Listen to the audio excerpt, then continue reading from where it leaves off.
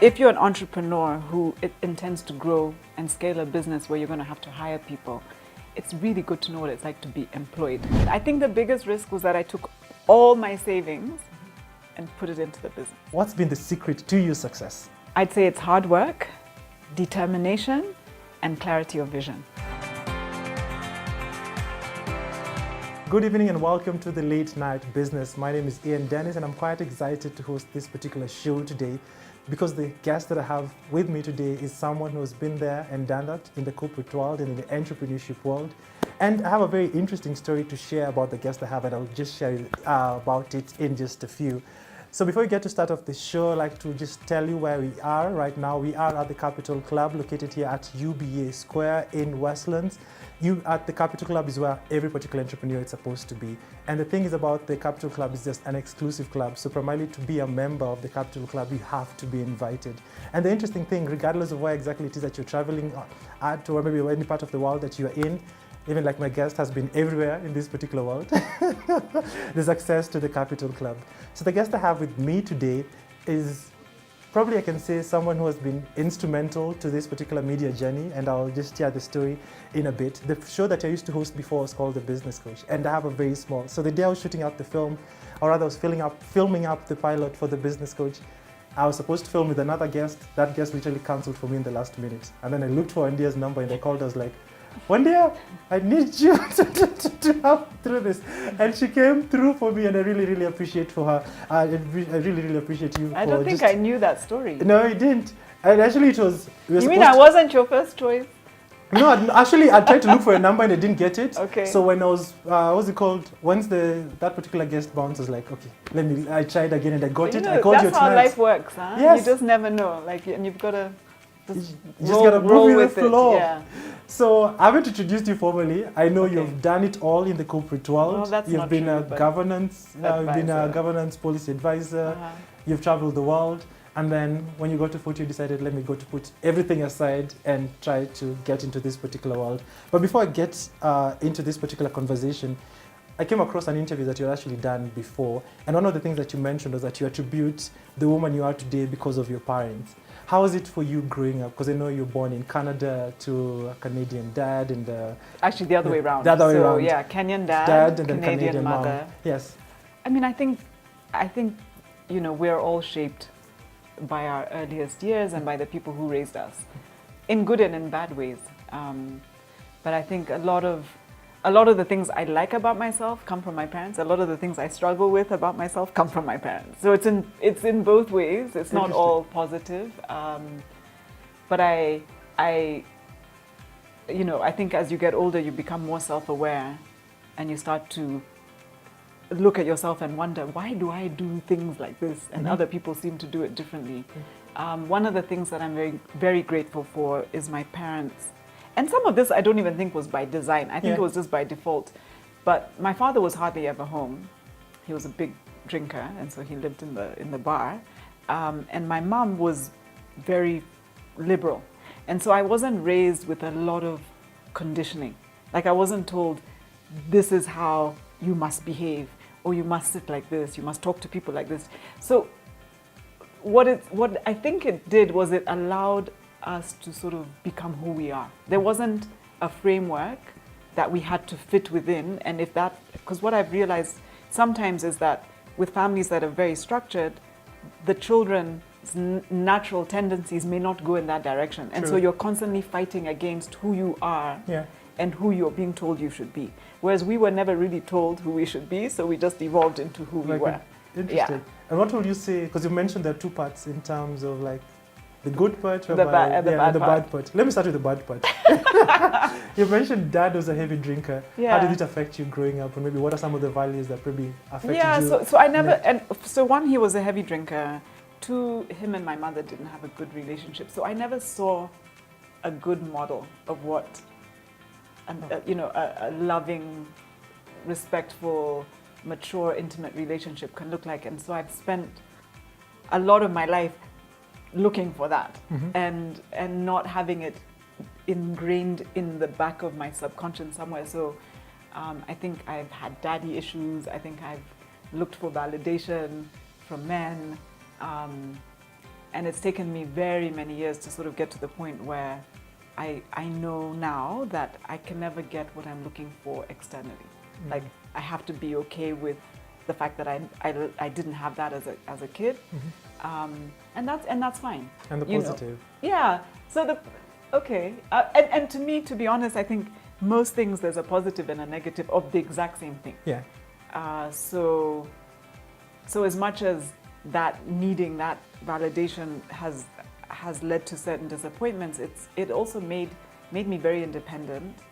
It made me a go-getter because I didn't have sort of that fallback and people who were going to constantly tell me all the time, oh, here, hold my hand, do this. So I just had to go and do it. Yeah. I also grew up with 3 brothers and no sisters. I mean, I had to Oh, fight. you're the only girl. I had to fight to get that piece of chocolate, you know? The last one or first? I'm second. Second. I'm second. So in the middle. I was, sort of in the middle. Mm-hmm.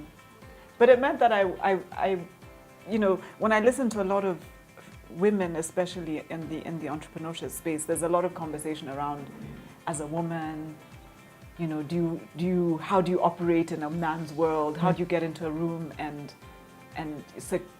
find your space at the table? I'm like, I've been doing that my whole life. So that's not my challenge. I mean, I have many other challenges, but not that one. Interesting. So you partly grew up in Canada? No, I mean, I can't say that because we left when I was 7 months or 8 months old. 7 months. Yeah, and then so I have been in Kenya? No recollection. So then we moved back. We moved back to Kenya for about 2 years. Then my dad joined the Ministry of Foreign Affairs and he was posted to the US. So I spent 5 years in the US, so from 2 to 7. Then we moved back to Kenya. Yeah. Then I was in Kenya till I was 17. Mm-hmm.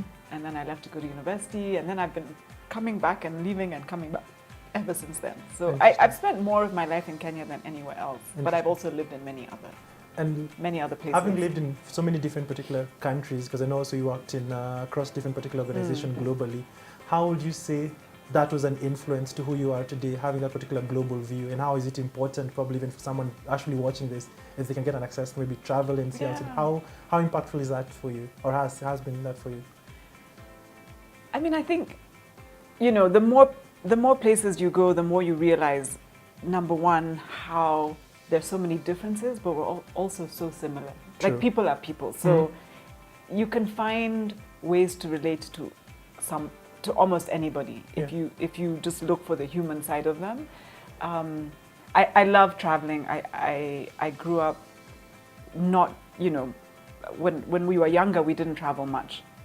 And I went to a school with people whose families had a lot more money than us guys had. So I used to, in Australia. So they used to go. They'd be like, "Oh yeah, we're off to London." Us guys were lucky if we made it to Kikambala.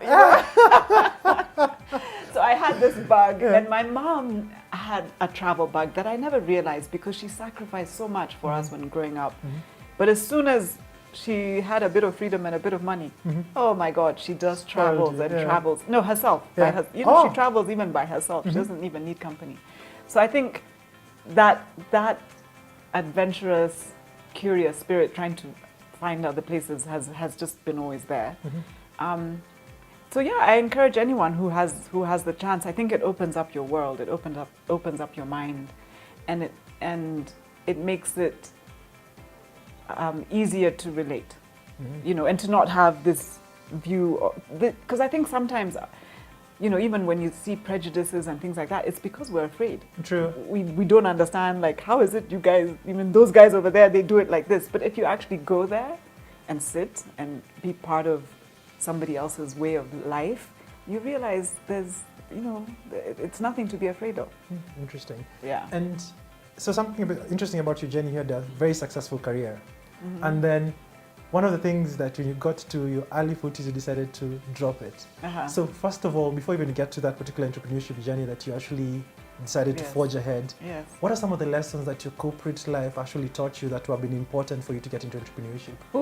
I think, first of all, if you're an entrepreneur who intends to grow and scale a business where you're going to have to hire people, it's really good to know what it's like to be employed and to have a boss Yeah. and to have bosses who have bosses who have bosses, and to, to be the most junior or, in an organization, and to know what that feels like, to have, to be in a context where you don't really get to make that many decisions. You have to, and to have had many different bosses, I think I was able to see what, at least for me, which kind of bosses worked really well.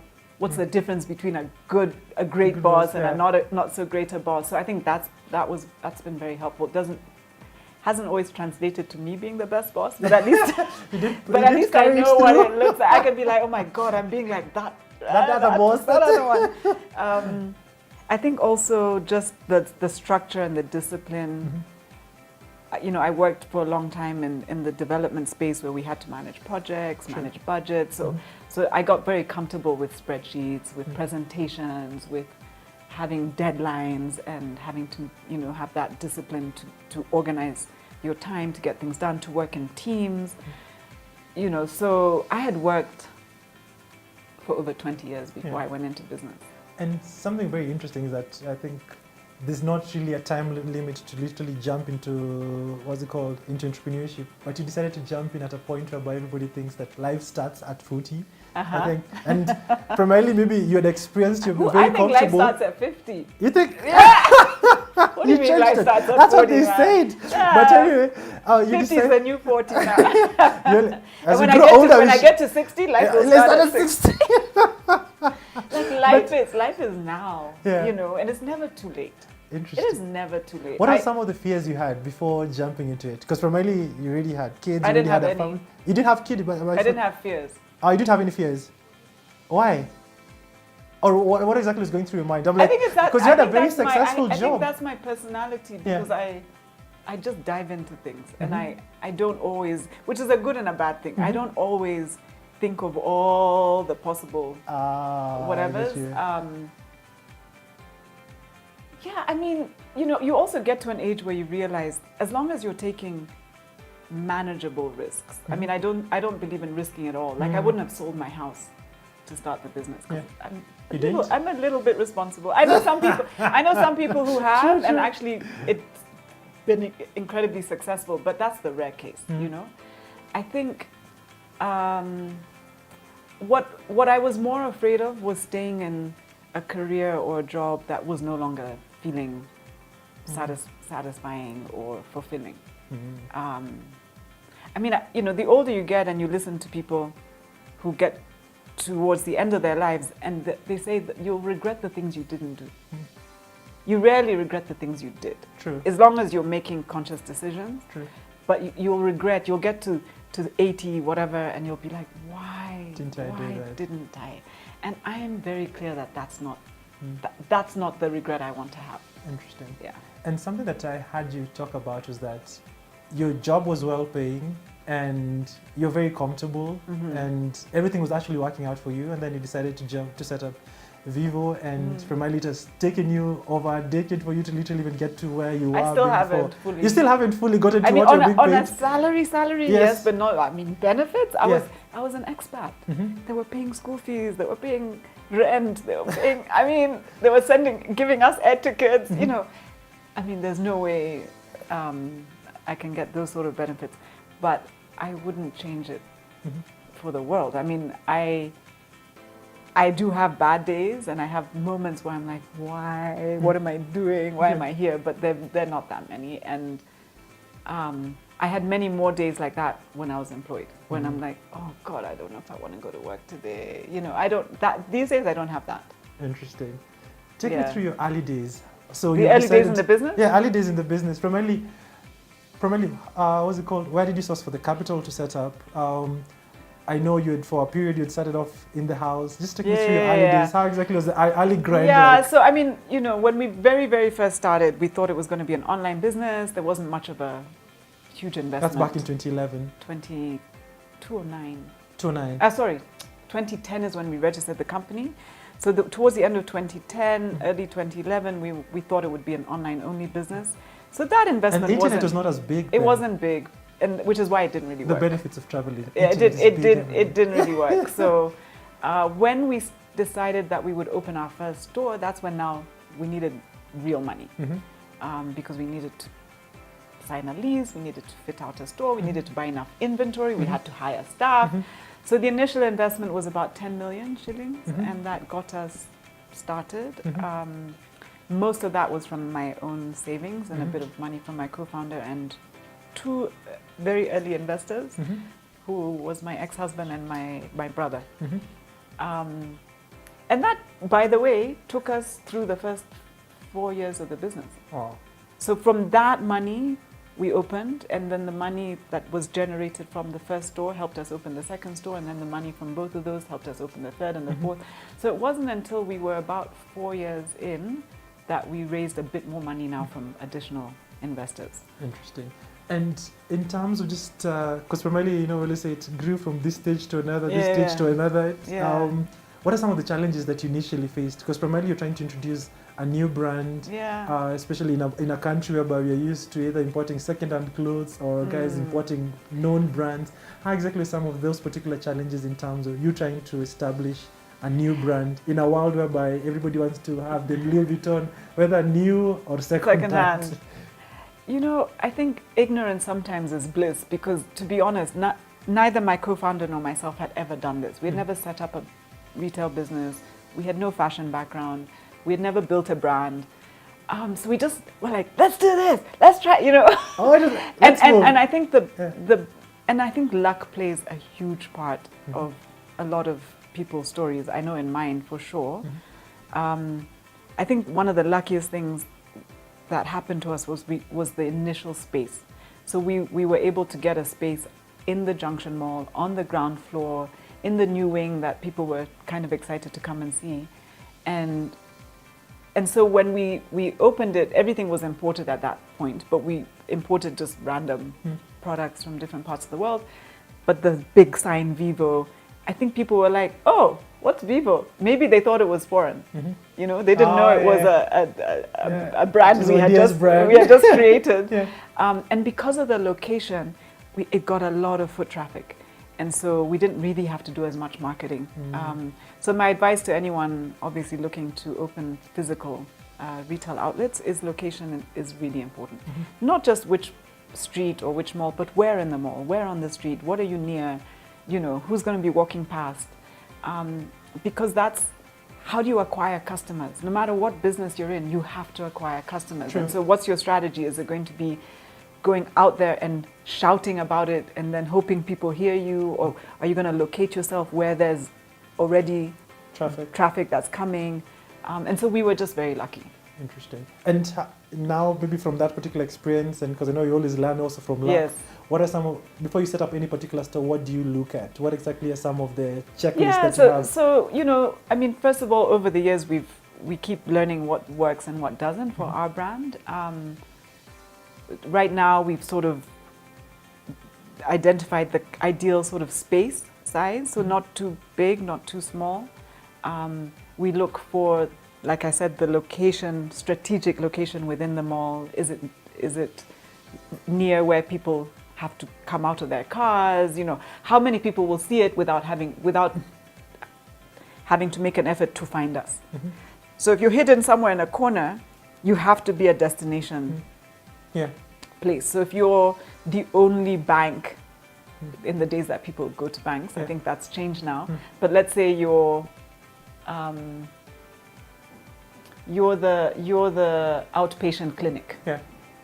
People are going to come to look for you because they're sick. That's where they're coming. Like clinics are not something you just are walking past and say, oh, there's a clinic, let me go. I'm sick. Why don't I just come in? Whereas sort of shopping for non-essential. Fashion is non-essential on a day-to-day kind of basis. Everyone owns clothes, you know. People won't necessarily come looking for you unless you've already built a brand and built a reputation. So I think those are the kind of things that you think about. We look at the catchment area, sort of who's there, who shops there, what are they looking for, are there products, I mean, do our products and our price points work for that? You know, it wouldn't make sense to go into a very high-end part of town with a product that doesn't appeal to that, or vice versa. Yeah. We've been amazed. I mean, some of the things, and again, in some parts of the world, you can go to the local government office and they would tell you, this is the spending power in this part of town, and this is, the size of the population and the demographics and the profiles of this part of town. In Kenya, you can't get that data very easily. You have to sort of do your own work. And I think we've made a lot of assumptions around where the VEVO customer is. And we assumed for the longest time that the VEVO customer was in certain types of residential areas, and therefore they would shop at these malls, and because they're the ones who spend this amount of money. But recently we've started going beyond that, and now we have 2 stores in the center of town, and one on Mamangina Street, which we opened 3-4 years ago. It's doing really well. And then last year we opened on Moi Avenue, and it is wonderful. I mean, so Kenyans, this assumption that people who walk up and down Moi Avenue Street maybe will not spend or only want to buy secondhand. That's not true. That's not true, man. In fact, my research, when I walked up and down, I was going into stores next to where we wanted to open, and I was finding dresses for 10K, 8K. I'm like, my gosh, VEVO's cheap compared to that. If these stores, if they're doing sales, then people are willing to spend. Interesting. And maybe just before we go on a short break, have you had to close any store during the period that you've been in business? And if you have, so we've closed a few and we've relocated a few. So sometimes we'll get into a mall just because we really want to be in that mall, but the location or the size isn't ideal. And then if another space comes up within the same mall, then we'll say, okay, great, can we move? And that's a lot of work because you still have to fit out the new store as if it's a new shop. We've closed a couple because we've had opportunities to open close by in more strategic locations. But for the most part, we've stuck with the stores. I mean, like, we now have 21 stores in Kenya, 1 in Rwanda. And I know your target is 30. Where were you? Were you in our management meeting? I do my background check. Well, I don't know, man. I mean, the goal of this, to end this year, is to have 30. Let's see if we get there, but that's our goal. That's our goal. Yeah. So we're going to take a short break, but after the break, we're going to extend this particular interesting conversation with Ndia Gishuru, who's the co-founder of VEVO Activewear. See you after the break.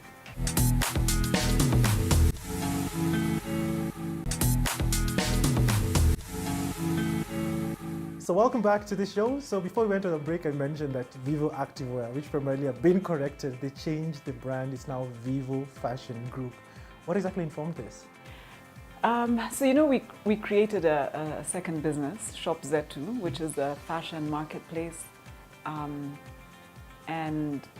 then we also have VEVO Rwanda. So there are now 3 businesses. They all need to be treated separately.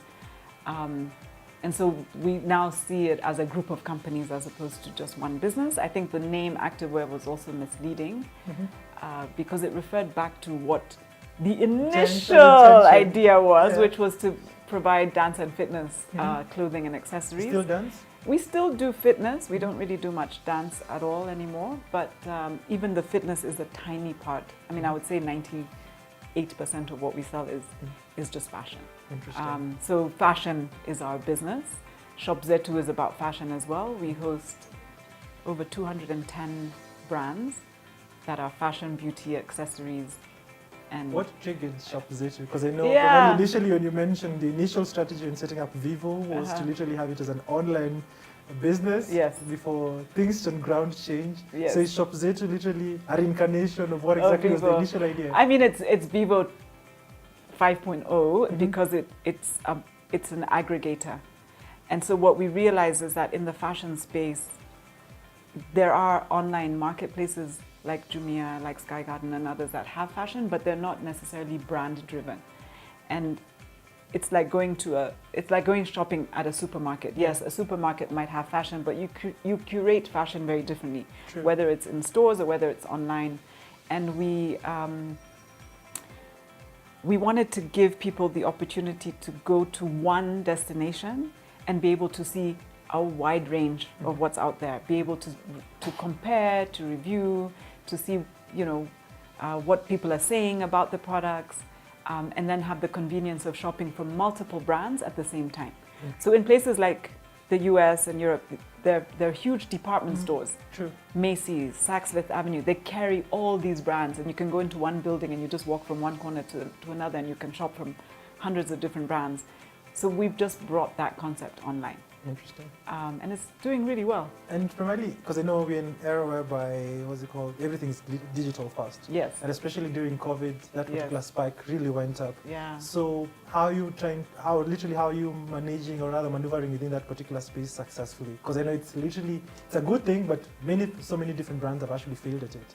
So what are some of the nuances? So one, I mean, when I speak with the VEVO hat on, I would say that for us, the two have to be aligned. So people are experiencing your brand at multiple touch points, and you just want to make sure that experience, is seamless. So what we find is that someone might come to a store, see something they like, look at it, try it on. I like it, I'm not so sure, let me check my budget. They'll go home and then they'll be like, actually, I really want that dress. And then they'll go online and they'll pick it. Or vice versa, they'll see something on Instagram, then that will prompt them to come into the store. And so I don't think it's either or, especially in fashion, because a lot of people still want to try things on. For Shop Zetu, what we really focus on is building trust and being the reliable, trustworthy platform. So if you shop on Shop Zetu and within a certain period of time you want to return it, automatically you get your money back. How long? I think it's within a week. You can return anything, you get your money back. And you can return it to a VEVO store and they will credit you back immediately. It's interesting. Because I know it just only happens on roads. No. Listen, when you shop online, as much as we try to help you ensure that it's the right size, we try to describe the detail of the product, you're still not 100% sure. You might get it and it doesn't fit. Yeah. Why should you be stuck with that thing? You have to be able to return it. And I think a lot of times people are nervous to shop online because of the whole what you saw, what you bought versus what you get. All of that stuff. Like, is it actually what? So we try to make sure. So for example, we vet the brands, we vet the products. We often create the content ourselves. So we know that image is the actual product you're going to get. True. And so for us, that's a key part of it. And what we see is that people initially, it's like they're just trying. I'm not going to spend too much money. Let me just place a small order, see what happens. And typically they'll come back, and the more times they come back, the more they'll be willing to spend, because now they know, okay, these guys. And it's not that we never mess up, but when we do, we try to own it and fix it. Interesting. And try and learn from it so we don't repeat those same mistakes. Interesting. Yeah. I think earlier on, when you were talking about how exactly you got into the business, you had mentioned that you initially used your own particular savings and sourced fundings from in and around you. What's it called? Friends and family. Yeah, and fools. And fools. But you never call them fools. But anyway, something very interesting that also over a period of time, you've also had to raise capital for the business. How have you gone about it? And what's the process like in terms of just raising raising funding? Yeah. Apart from fools. So for VEVO, we've stuck very much with friends and family.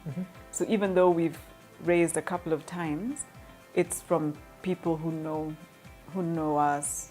Sometimes they've joined the board as an independent director, and then as they've gotten to know the business, they're like, oh my God, we like what you're doing. I want to be part of this journey, not just as a board member, but also as a shareholder. Shop Zetu, on the other hand, is taking quite a different path, because that's a tech company, and it needs a lot more. It needs to spend more than it's earning. VEVO has always been very traditional, and we manage primarily within what we're able to generate. And so that's a journey for me too. This whole talking to investors, talking to VCs, we've been relatively successful in that initial phase. We're just doing a pre-seed now, and we're doing it in stages, and we've been oversubscribed at every stage. which is exciting. And luckily there's a CEO of the company who's far better than me at having those conversations and understanding. Because I think one of the things with raising capital, especially if you're raising from, formal investors, is you really have to understand them. True. Like, what is it they're looking for? Yeah. And does that match you and your vision? Because I don't think that you should design your company based on what the investor wants. You have to have your vision, True. your dream, your plan, and then find the investor who aligns with that. Interesting. As opposed to, because otherwise you'll be Yeah. like moving from, So, and some people are I'm not a good salesperson. Like if VEVO had required me to be the one standing at the store dealing with customers, we wouldn't be where we are. No, it doesn't fit you. I'm like, just try someone else. You mentioned something that you've raised capital for your pre-seed, and I know in terms of raising money, there are different, what's it called? Stages and phases towards it. Maybe you could just break it down for the viewers, especially because you've already had an experience out of it. I know there's Series A, Series B. Yeah. There's so many different particular terms that come out of it. Just break it down. And again, I mean, I'm not the expert, I know. but from my experience I used to think it starts at seed. Now I understand there's something like pre-seed. Yeah.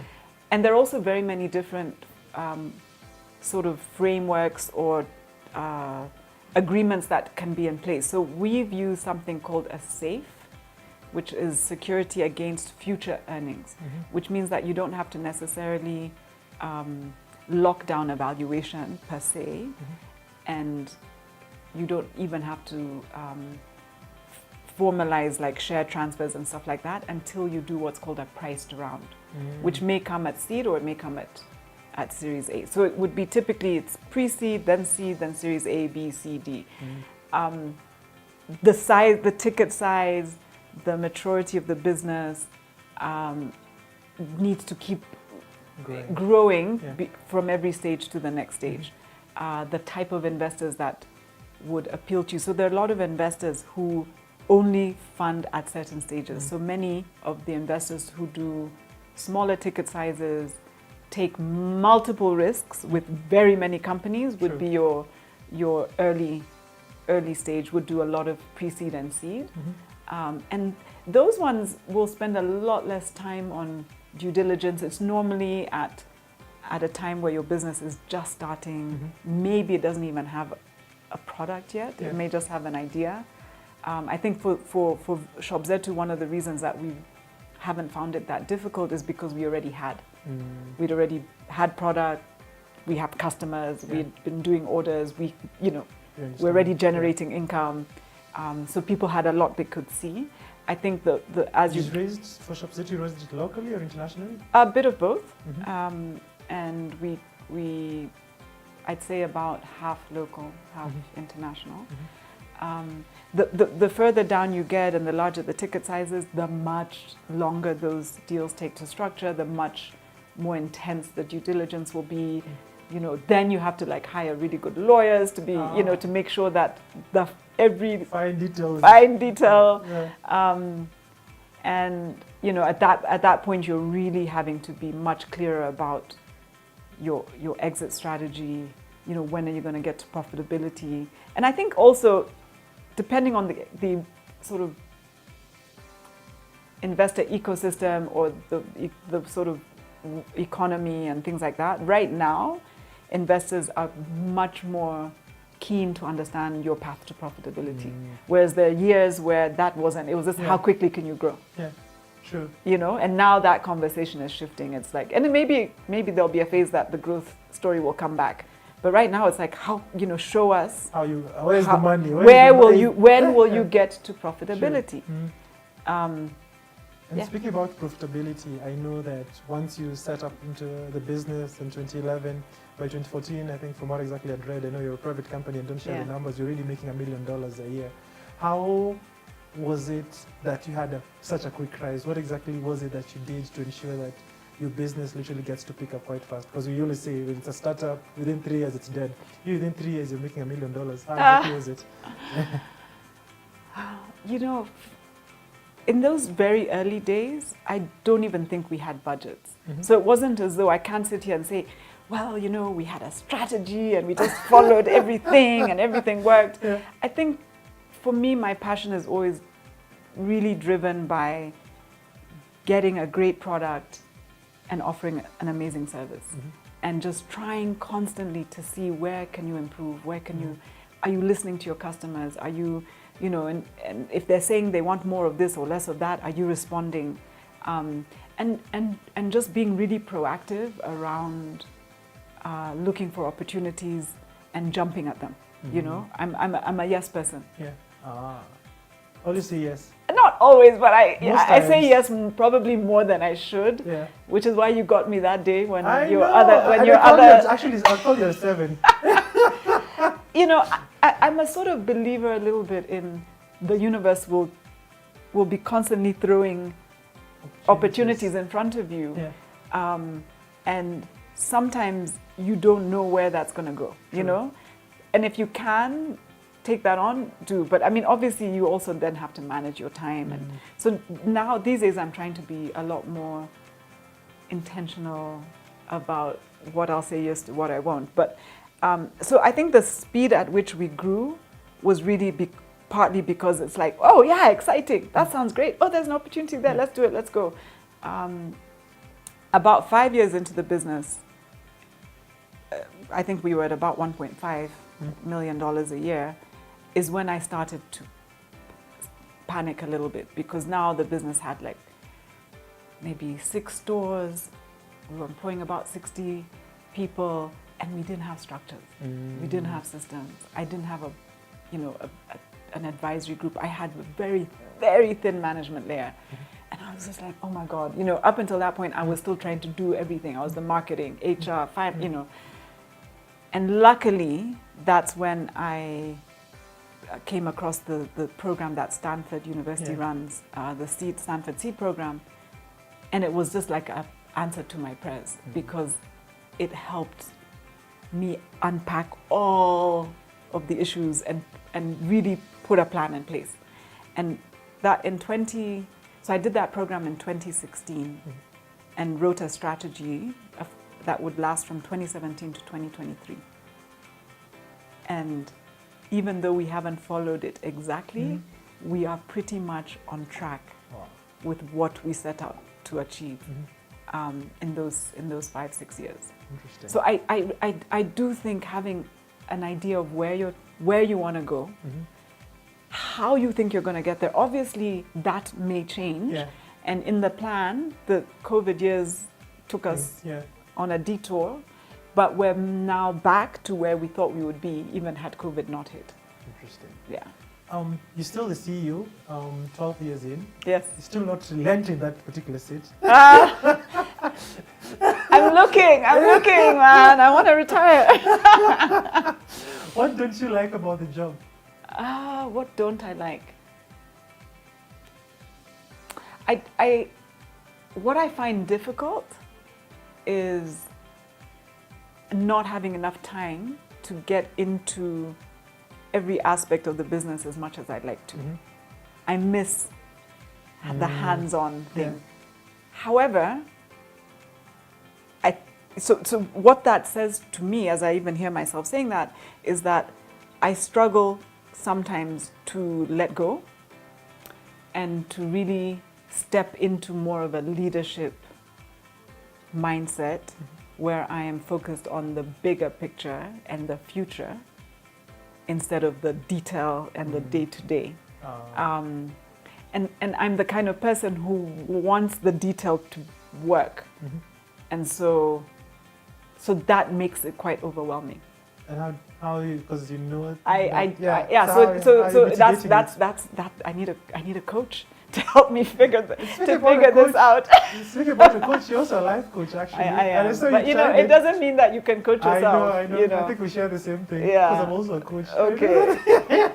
So I feel this is for me the constant sort of challenge and dilemma. It's sort of, how do you stay big picture and you know, and not get lost in the weeds? How do you let go and not micromanage? But you know, I love for me the the experience of being able to sort of make the final decisions on a lot of things, to be able to respond quickly to stuff.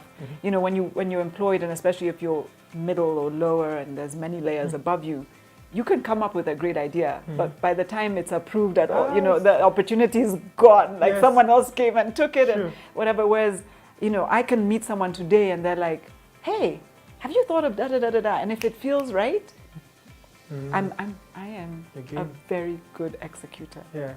I can, in fact, I'm so quick to run that if I misunderstood, you'll get it wrong. I will be implementing and then it's like, what? Oh, you did? Oh, that's not what you meant? Like, what? I'm in the wrong city? Like, what? Yeah, so sometimes you pay a price for that because you don't necessarily plan it as well. But I think speed, I don't feel the need to be perfect. Interesting. Yeah, that's an interesting way to actually... because sometimes if you're trying to be perfect, you'll move so slowly that the opportunity literally has gone. Yeah. If you had to start all over again, what would you do differently? I would be more... I would take a bit more time in hiring, in who you hire. I would have tried to identify much earlier the kind of culture and the kind of values that I want to see in the business, and then hire based on that. I think when you're starting up, first of all, you don't have much money, so you're just hiring whoever you can afford, and you're much more focused on looking at technical competence and skills, and those are important they're important for sure. But the character of people and why they're coming to work for you and what they're bringing, whether can they be part of growing a business that speaks to the values and the culture that you want to create. I think that's really important. Interesting. What else would I do differently? I wouldn't try and... So some of the mistakes I made in those very early days was I was trying to be... So I was worrying so much about money that sometimes I was making very poor financial decisions. Oh, no. So when I was buying importing product to sell, I would speak to the supplier and they'd say, "Sawa, you want this dress? If you buy 10 pieces, it will be $20 each. But if you buy 100, it will be 15. But now you don't know whether that dress is going to move. But I'm just looking at 15 versus 20. Let me buy 100 or 200. And then it would come and it doesn't move. Now you're stuck. So, you know, sometimes that initial cheap can be expensive. True. If you don't have the enough confidence about how something will work, or even how you finish, you know, the kind of finishing in your store, let's say. True. If you go for the cheapest option, you'll have to replace it in 6 months. And then you're disrupting things and whatever. So it's that kind of thing. So sometimes I feel I was trying to be prudent with a spend in the moment, not necessarily thinking about how that may cost us down the line. Interesting. So before we even get to wind up, we have 90 seconds. We're going to do a quick fire question. I am so bad at this. Okay, let's go. So whatever comes to mind. So I'm going to go through 10 questions. Okay. The first question: what's the greatest risk you've ever taken? Oh, you see, I'm not good. I have deep answers for everything. You can't give me a question like that and give me a rapid response. The greatest risk. Can I skip? You can skip. Okay, I may come back to it. Sorry, come back to I told you I'm bad at this. What's your favorite month? Yeah. December. Why? Holiday. Time with family, friends. I typically go down to the beach. Yeah. What's your favorite word? Word, love. What time do you usually go to bed at night? Too late. After midnight. This question actually fits you. Describe your style in one word. My style? Varied. What has been your favorite age so far? Now. Interesting. What is one of your nicknames? Yadi. Interesting. What item is worth spending money on? Books. If you could afford any car, which one would you drive? What is it? A Jaguar. And then maybe we can go back to the first question. The biggest risk? Yes. I take risks all the time. You know, I don't want to give you like a cookie cutter answer. I would say starting VEVO, but I didn't feel like it was a big risk. Mm-hmm. I mean, maybe it was. I think the biggest risk was that I took all my savings and put it into the business. All your savings? All my savings. So if it could have gone south, you would have gone south? I wouldn't have gone south because I can turn around and make money. I mean, I'm employable, or I was then. Maybe I'm too old now, but you said the greatest time is now. no, it's true. Thank you so much for just having graced us. I've really enjoyed the conversation. I think we can go on and on. It's literally close to an hour. Is it? Yes. Yeah. Time flies when you're having fun. It's always, yes, it's been a great conversation. So when can I want to interview you. Have you ever had the table turned? Can we come on your show and I interview you? You should, that's a good idea. Yeah? Yeah, you should. Okay, let's plan for that. Let's plan I'll for wear that. a tie. This time round. And remember the suspenders. And suspenders. And then you'll have to suspend the show in my damn jokes. So ladies and gentlemen, thanks so much for having watched the Late Night Business. My name is Ian Dennis. You can actually follow up this particular conversation across our social media handles that are running below the screen, at KTN Home, at Ian Dennis Network, across all particular social platforms. And once again, thanks so much to the Capital Club, the place whereby all entrepreneurs are supposed to be. It's a place whereby there's a point you get in life whereby you need to be invited for things. So when you keep on growing through your business, you should be invited to the Capital Club, whereby you can have access to so many different amenities. My name is Ian Dennis, and this has been the Late Night.